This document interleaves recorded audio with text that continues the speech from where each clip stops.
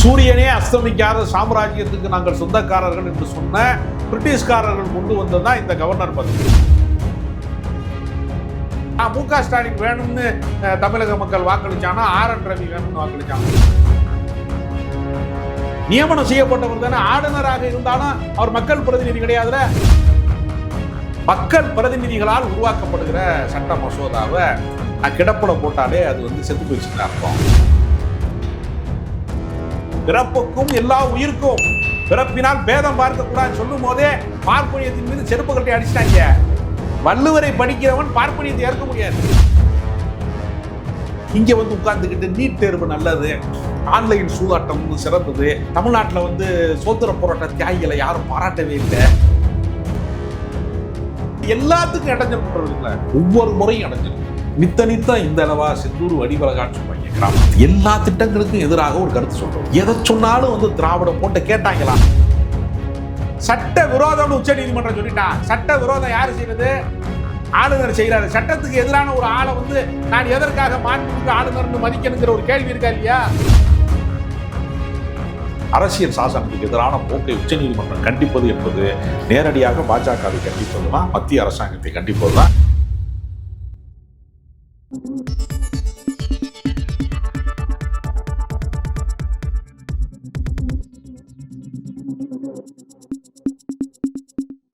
வணக்கம் சார். வணக்கம். உச்சநீதிமன்றத்தினுடைய ஒரு வரலாற்று சிறப்புமிக்க தீர்ப்பு, ஆளுநருக்கு எதிராக வழங்கப்பட்ட அந்த தீர்ப்பான அனைத்தும் பார்த்தீங்கன்னா பல்கலைக்கழகம் சார்ந்த மசோதாக்கள் தொடர்பான விஷயம். ஆனால் அதில் அடுத்த ஒரு விஷயத்தை பேச வேண்டியதாக இருக்குது. அதை திமுகவுடைய எம்பியும் பிறகு வழக்கறிஞருமான வில்சன் எழுப்புறாரு அந்த பிரச்சனையை. நீட் விஷயத்துக்கு நீண்ட காலமாக ஒப்புதல் கொடுக்காம இருக்காரு. அது யார் ஒப்புதல் கொடுக்காம இருக்காங்கன்னா ஜனாதிபதி ஒப்புதல் கொடுக்காம இருக்காங்க. ஸோ இந்த வழக்கினுடைய உத்தரவுகளை அங்கே எடுத்துக்கிட்டு ஜனாதிபதிக்கு எதிராக வழக்கு தொடுக்க போகிறோம், இது அதுக்கும் பொருந்தும் அப்படின்ற ஒரு இடத்தை நோக்கி ஒரு எக்ஸ்ட்ரீம் லெவல் நோக்கி நகர்றாங்க. ரெண்டாவது என்ன சொல்கிறாங்க, நான் வழக்கு தொடுத்துட்டோம், முதல்ல ஸ்டாலின் சொல்லிவிட்டு வழக்கு தொடுத்துட்டோம், அடுத்த வாரம் ஹியரிங் வருது அப்படிங்கிறார். சப்ஜெக்ட் எப்படி போகுன்னு பார்க்குறீங்க? இது ஆளுநர் எப்படி மக்களால் தேர்ந்தெடுக்கப்படாதவரோ, மக்களால் தேர்ந்தெடுக்கப்பட்டவர்களுக்கு பதவி பிரமாணம் செய்து வைப்பது, அரசியல் சாசனத்தின்படி நடந்து கொண்டு அந்த அரசை கண்காணிப்பது, அதனுடைய நலத்திட்டங்களை பாராட்டுவது என்கிற மரபுதான் ஆளுநருக்கானதே தவிர, சூரியனே அஸ்தமிக்காத சாம்ராஜ்யத்துக்கு நாங்கள் சொந்தக்காரர்கள் என்று சொன்ன பிரிட்டிஷ்காரர்கள் கொண்டு வந்ததுதான் இந்த கவர்னர் பதவி. ஏன் அன்னைக்கு அவன் அதை கொண்டு வந்தான்னா, அவன் லண்டன்ல உட்கார்ந்துக்கிட்டு அந்த ஒட்டுமொத்த இந்தியாவிலிருந்து பல்வேறு நாடுகளை அவன் ஆட்சி செய்தான். அன்றைக்கு தகவல் தொழில்நுட்பம் என்பது இந்த அளவுக்கு இன்ஃபர்மேஷன் டெக்னாலஜிலாம் இல்லை. அப்போ அவன் என்ன செய்வான்னா, இங்கே என்ன நடக்கிறது அப்படின்னு ரிப்போர்ட் கொடுக்கறதுக்கு ஒரு கண்காணி வச்சுருந்தான். என்ன நடக்குது, இங்கே கிளர்ச்சி நடக்கிறதா, அரசுக்கு ஒழுங்காக வரி கட்டுறாங்களா, ஏமாத்துறாங்களா, மற்ற கவர்னர் ஜெனரல்லாம் என்னவா இருக்கான், தனக்கு கீழே இருக்கிற கலெக்டர் என்னவா இருக்கான், இதை கண்காணிக்கக்கூடிய அரசு எந்திரத்தை கண்காணிக்கக்கூடிய ஒரு அமைப்பாக இது இருந்துச்சு. இன்னைக்கு தகவல் தொழில்நுட்பம் வளர்ந்து விட்டது. இன்னைக்கு ஒரு தகவலை சேகரிப்பதற்கு ஒரு ஆளுநர் வழியாகத்தான் மத்திய அரசாங்கம் அறிந்து கொள்ள வேண்டும் என்கிற நிலைமை இப்பொழுது கிடையாது. எல்லாரும் உளவுத்துறை இருக்கிறது, செய்தி ஊடகங்கள் ஃபிளாஷ் நியூஸுங்கிற பேரில் 30 வினாடிகளுக்கு ஒரு முறை செய்தி மாறிக்கொண்டே இருக்கிறது. இவ்வளவு வேகமான உலகத்தில் அண்ணா கேட்டது நியாயமானதுதான். நாட்டுக்கு தாடியும் நாட்டுக்கு ஆளுநரும் தேவையில்லைன்னு அவர் சொன்னதில் ப்ராக்டிக்கலாக இருக்கு. ஒரு அனாவசியமானது. ஏறத்தாழ நூற்றுக்கணக்கான ஏக்கர் கிண்டி மாளிகையில் மான்கள் விளையாட, அவங்க உள்ள ஒரு உல்லாச வாழ்க்கையை வாழ்ந்துக்கிட்டு, ஒரு பிறப்புக்களை போல அவங்க வாழ்ந்துக்கிட்டு, எவன் காசுல திங்கிறோமோ அந்த காசுல தமிழர்களின் வரி பணத்துல நீ தேநீர் விருந்து நடத்தினாலும் சரி, என்ன விருந்து நடத்தினாலும் சரி, எல்லா உல்லாச வாழ்க்கைக்கும் தமிழர்களினுடைய வரிப்பணம் பயன்படுகிறது. இப்போ வாக்களித்தவன் எந்த விருப்பத்துக்கு, நான் மு.க. ஸ்டாலின் வேணும்னு தமிழக மக்கள் வாக்களிச்சானா, ஆர்.என். ரவி வேணும்னு வாக்களிச்சானா? இங்க தேர்தல் நடக்கிற போது நீங்க நாகாலாந்துல லோல் பட்டு கிடக்குறீங்க, உங்களுக்கு அங்கே விரட்டி விடுறாங்க. ஐயா வேணாயா, அந்த ஆளை மூளை கிளப்புங்கய்யா, ரொம்ப திம்ச தாங்கலை அப்படின்னு அங்கே டார்ச்சர் பொறுக்க முடியாம அங்கிருந்து ஆளை நகர்த்துறாங்க. இங்கே கொண்டு பழி வாங்குறதுக்காக கொண்டு போடுறாங்க. இப்போ நீங்க மோசமான போலீஸ் ஆஃபீஸரை டிரான்ஸ்ஃபர் பண்ணும்போது அது எங்கே டிரான்ஸ்ஃபர் பண்றானா அந்த பகுதிக்கு அது பிரச்சனையா இல்லையா?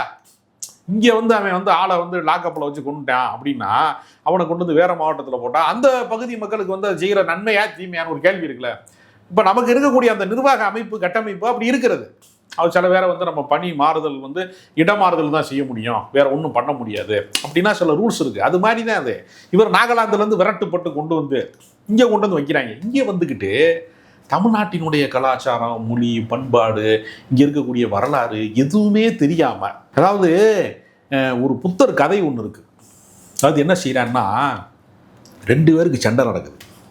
என்ன சண்டை நடக்குது அப்படின்னா, ஒருத்தன் சொல்கிறான், இந்த உலகத்தில் சூரியன் இருக்குது, சந்திரன் இருக்குது, நட்சத்திரங்கள் இருக்கிறது, தீபங்கள் இருக்கிறது, மின்மினி பூச்சி இருக்குது, வெளிச்சமாக இருக்கிறது இந்த உலகம். ஒருத்தன் கண்ணு தெரியாதவன் இதை கேட்டுக்கிட்டு இருக்கான் உட்காந்து. அவன் சொல்கிறான், இதெல்லாம் உண்மையான எனக்கு காட்டுங்கிறான். எப்படி காட்டுறது? திருவண்ணாமலை தீபத்தை வந்து கண்ணு தெரியாதவனுக்கு எப்படி காட்ட முடியும்? எனக்கு காட்டுங்கிறான். 2 பேருக்கு சண்டை நடக்குது. அந்த கதை இப்படி முடியுது. அந்த வழியாக புத்தர் சென்றார். ஜென் கதை.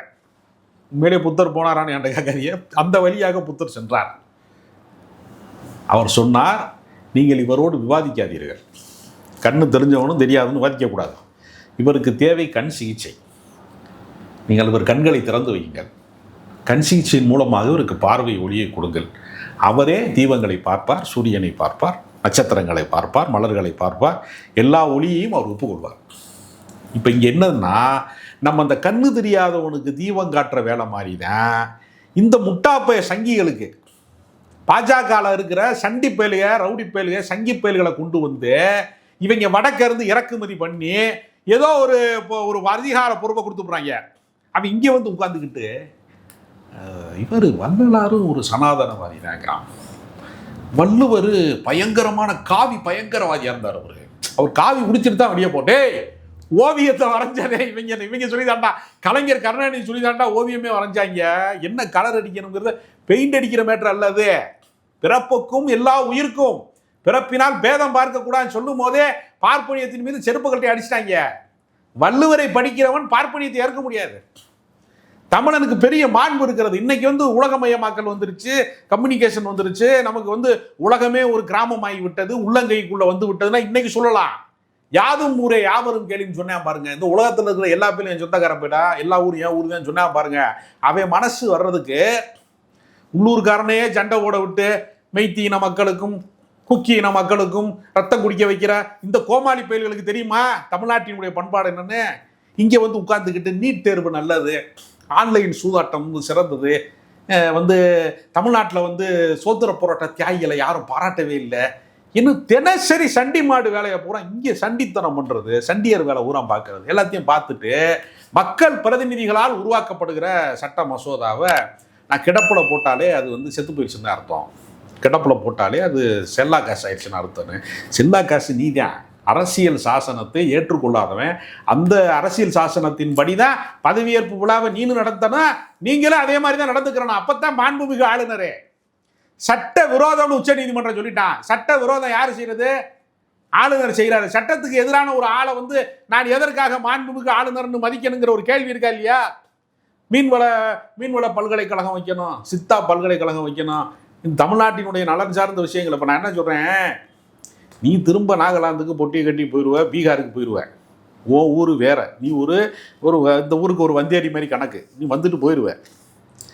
மறுபடியும் வந்து அண்ணா பல்கலைக்கழகத்துக்கு துணைவேந்தர் இல்லை, கல்லூரியை வந்து பட்டமளிப்பு விழா நடத்தலை, இந்த ஊரில் வந்து சித்த மருத்துவத்துக்கான பல்கலைக்கழகம் இல்லை, கல்லூரிகள் இல்லை, இந்த ஊரில் தீர்க்கப்படாத பிரச்சனைகள் இருக்கிறது அப்படின்னா அதுக்கு மக்கள் பிரதிநிதி தானே போய் நிற்கணும்.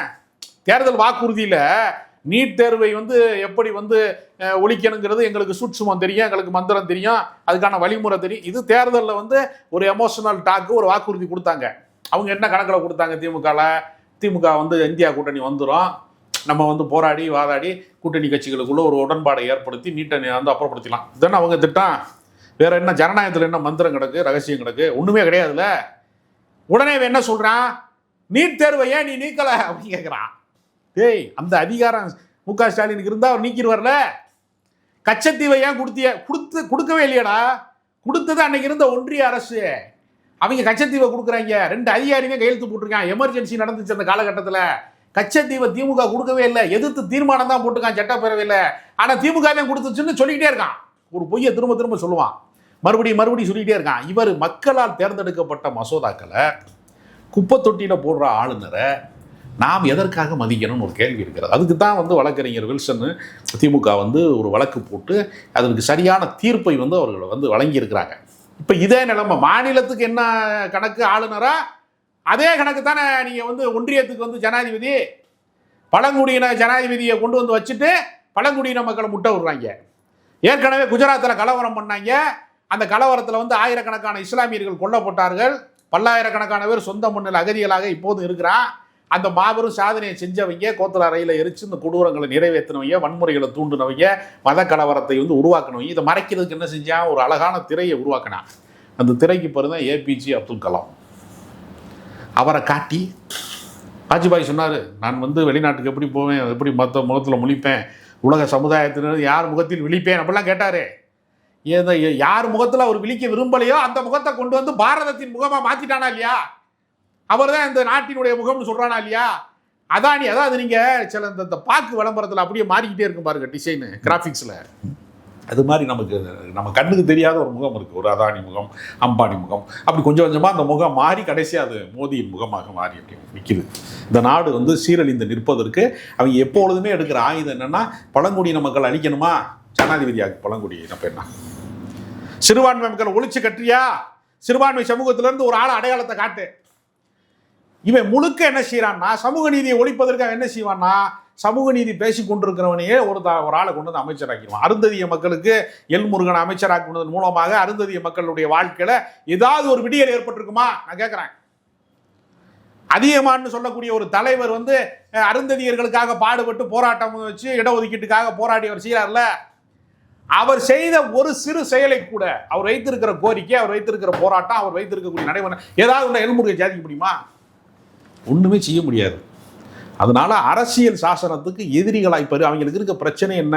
இந்த அரசியல் சாசனம் தான். அம்பேத்கர் எழுதி வைத்த அரசியல் சாசனம் தான் இவர்களுக்கு சமத்துவத்துக்கு எதிராக, இவனுடைய பிளவு அரசியலுக்கு, வெறுப்பு அரசியலுக்கு.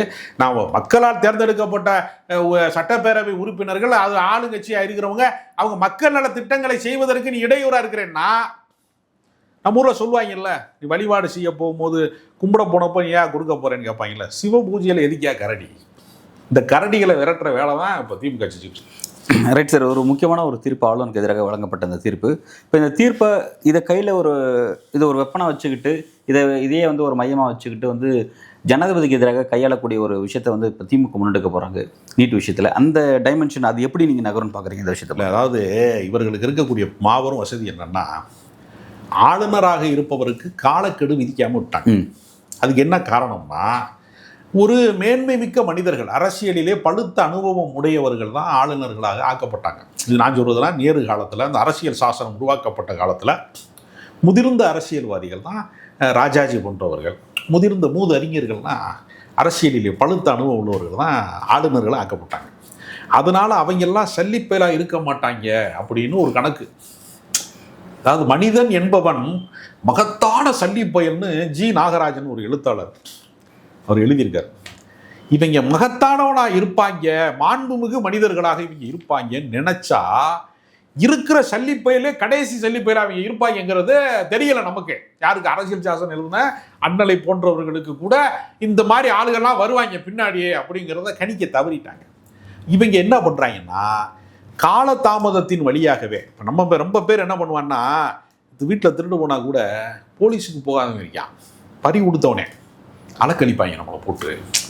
எஸ்ஐ வந்து விசாரிக்கிறதுக்கு, சாயங்காலம் விசாரிக்கிறதுக்கு, காலையில் 10 மணிக்கு, அதாவது திருடன மாதிரியே இவனையும் அலக்கழிப்பாங்க.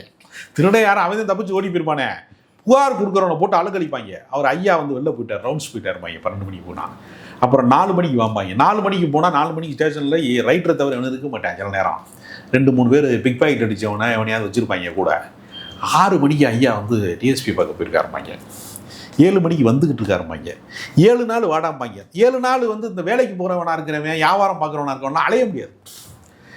இது என்ன செய்வான்னா, அவன் ஒரு கட்டத்துக்கு மேலே என்ன பண்ணுவான்னா, திருடனே பெஸ்ட்டு போயிட்டு போகுது, நம்மளால் அலைய முடியலை, ஏதோ நம்ம செஞ்சால் பாவ புண்ணியம் தானே நம்ம மனிதர்களை வந்து ஆளுறது. உண்மையிலேயே சட்டங்கள் ஆளுறது எவ்வளவும் பாவ புண்ணியங்களால் ஆளப்படுறவங்க. ஏதோ ஒரு கிரகணம், ஏதோ தப்பு பண்ணிட்டோம், எனக்கோ தர்மம் பண்ணாமல் விட்டுருப்போம், ஒரு கோயில் குளத்தில் கொண்டு போய் ஒரு உண்டியில் 2 நாணயத்தை போட்டுருந்துருக்கலாம், தப்பு பண்ணிட்டான், காது அன்னதானம் கொடுத்துருக்கலாம், அந்த காசுக்கு அதே ஆட்டையை போட்டு போயிட்டேன் அப்படின்னு தன்னைத்தானே தேற்றி கொண்டு தன் தோல்வியை திரும்பி போகிறவங்களாம் அந்த நாட்டில் இருக்கான். அப்ப இது என்ன சிக்கல்னா, மறுக்கப்படுகிற நீதியை விட தாமதிக்கப்படுகிற நீதி என்பது ஒரு மறுக்கப்படுகிற நீதியாக தான் பார்க்கப்படுகிறது. இவங்க அதையே ஒரு தந்திரமா எடுத்துக்கிட்டு, நீ மசோதா கொண்டு வர்றியா, நீ வந்து எல்லாரும் மக்கள் பிரதிநிதியெல்லாம் சேர்ந்து தீர்மானம் போடுறியா, அதே தீர்மானத்தை நான் வடை பேப்பரை பயன்படுத்துகிறேன் மறுநாள் அப்படின்னு நீங்கள் சொன்னாங்கன்னா, சூடாக வடை போடுறதுக்கு பேப்பர் கழிச்சு கொடுக்குறாங்களா? இந்தாங்க இன்னைக்கு நியூஸ் பேப்பர், நேற்று நியூஸ் பேப்பர் கழிச்சு கொடுக்குறானா இல்லையா? நல்ல பெரிய வடை கடையில் போகிறாங்க, சூடான நியூஸ் கொடுக்குறாங்க, சூடான வடை சூடான நியூஸ் கொடுக்குறாங்க இல்லை? அது மாதிரி கவர்னர் மாதிரி மாற்றிட்டாங்களா அப்படிங்கிற ஒரு பிரச்சனை இருக்குல்ல, அதைத்தான் இவங்க செய்கிறாங்க. இப்போ அந்த இடத்துல இருந்து கொஞ்சம் நகர்ந்துட்டா இவர் சின்ன அண்ணன் பெரிய அண்ணன் மாதிரி இருக்காங்கல்ல, அடுத்த பெரிய அண்ணன் யார்? ஜனாதிபதி. அவருக்கும் ஒன்றும் வேலை கிடையாது. நீங்கள் ஒரு விஷயம் என்னென்னா, வந்து ஆளுநர் இதையெல்லாம் கவனித்து கொண்டே இருக்கிறார். சில சமூகத்தில் ரொம்ப தீவிரமான பிரச்சனை நடக்கும்போது இதையெல்லாம் ஆளுநர் மாளிகை வந்து பார்த்து கொண்டே இருக்கிறது. அப்படின்னா என்ன அர்த்தம் தெரியுமா உங்களுக்கு? டிவி பார்த்துட்டு இருக்காங்கன்னு அர்த்தம். ஃப்ளாஷ் நியூஸ் போயிட்டுருக்கு, நம்ம பார்த்துட்டு இருக்கிறது தாங்க அவங்க பார்த்துட்டு இருக்காங்க. அதை வந்து அவர் ரொம்ப தீவிரமான வார்த்தையில் அவங்க சொல்லுவாங்க. அது மாதிரி ஒரு பில்டப்பு. அதனால ஜனாதிபதியாக இருந்தாலும் அவர் மக்கள் பிரதிநிதி கிடையாதுல்ல, நியமனம் செய்யப்பட்டவர் தானே. ஆளுநராக இருந்தாலும் அவர் மக்கள் பிரதிநிதி கிடையாதுல்ல.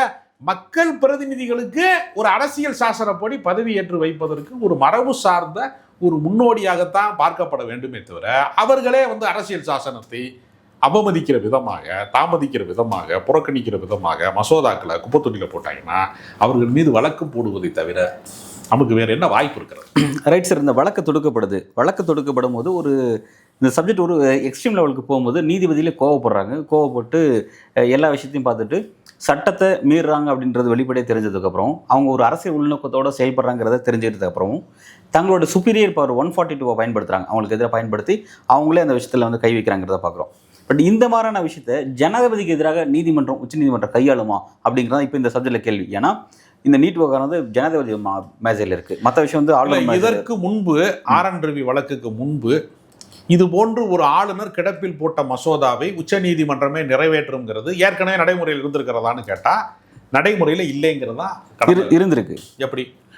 நம்ம பேரறிவாளர் விஷயத்தில் நீதிமன்றம் தான் வந்து அந்த விஷயத்தில் ஆளுநர் விஷயத்தில் அவங்களே தலையிட்டு 142 பயன்படுத்தி அவங்க தான் ரிலீஸ் பண்ணாங்க. சமீப காலத்தில் நிகழ்ந்திருக்கிறதே தவிர இதற்கு முன்பு இருக்கிற காலங்கள், அதாவது ஜனநாயகம் இருந்த காலத்தில் நான் கேட்குறேங்க, பிஜேபி காலத்தையே பேசிட்டீங்க. அதுக்கு முன்பு ஜனநாயகம் வந்து இந்த நாட்டில் இந்தியாவில் இருந்த போது காங்கிரஸ்காரன் காலத்தில் இந்த மாதிரியான நடைமுறை இருந்ததா அப்படின்னு கேட்டால் அவங்களையும் மாற்று கருத்துடையவர். எப்பவுமே எதிர்கட்சிக்காரன் தான் வந்து ஆளாத மாநிலங்களில் அடாவடி பண்ணுறதுக்கு, அட்டூழியம் பண்ணுறதுக்கு தான் ஆளுநர்களை நியமிச்சாங்க. ஏற்கனவே மாநிலங்களை கலைத்திருக்கு, அதெல்லாம் உண்டு. இது மாதிரி எல்லாத்துக்கும் இடைஞ்சல் பண்ணுறது இருக்குல்ல, அவர் சாதாரண ஒவ்வொரு திட்டத்துக்கும் இடைஞ்சல், ஒவ்வொரு முறையும் இடைஞ்சல். நித்த இந்த அளவா செந்தூர் வடிவலகான்னு சொல்லுவாங்க கிராமங்களில். எல்லா திட்டங்களுக்கும் எதிராக ஒரு கருத்து சொல்கிறது. எதை சொன்னாலும் வந்து திராவிடம் பொய்யுங்கிறது. உன்கிட்ட கேட்டாங்களா திராவிடம் மெய்யா பொய்யான்னு உன்கிட்ட கேட்டாங்க? நீ திராவிட இயக்க ஆய்வாளரா? நீ எதுவும் ரிசர்ச்சாக பண்ணியிருக்க? உனக்கு ஏதாவது தமிழ் வாசிக்க தெரியுமா?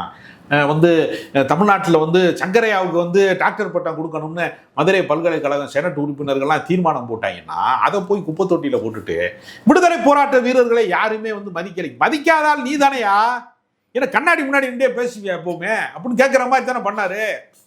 அப்போ என்னன்னா, இதுக்கு முன்னாடி ஆளுநர்களுக்கு இப்படிப்பட்ட உச்சநீதிமன்ற கண்டனங்களோ இப்படிப்பட்ட அதிரடியான தீர்ப்பின் வழியாக அரசியல் சாசனத்தின் வழியாக இந்த கோரிக்கைகள் நிறைவேற்றுகிற முறையை வந்து இவங்க எப்படி உருவாக்குறாங்களோ அதே போல தான் ஜனாதிபதி விஷயத்திலையும் நிச்சயமாக இந்த விசாரணை வந்து இதே போன்ற அரசியல் சாசனத்தை காப்பாற்றுகிற இடத்துல குடியரசுத் தலைவர் இல்லை என்றாலும் இதே மாதிரி உச்சநீதிமன்றம் கண்டிக்கக்கூடிய ஒரு சூழல் வரும். அதை நோக்கிய பயணமாகத்தான் திமுக வந்து அந்த வழக்கை தொடுக்கிறது.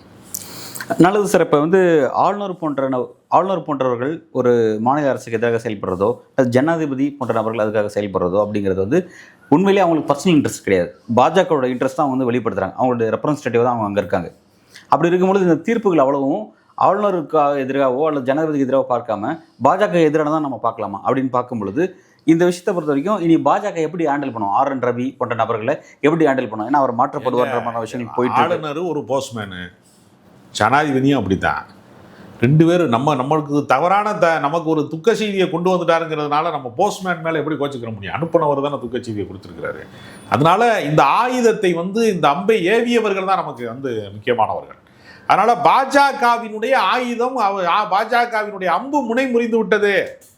உச்ச நீதிமன்றத்தால் கண்டிப்பதன் மூலமாக அவர்கள் ஆளுநர் ரவியவே கண்டிக்கல, அமித்ஷாவை தான் கண்டித்திருக்கிறார்கள்.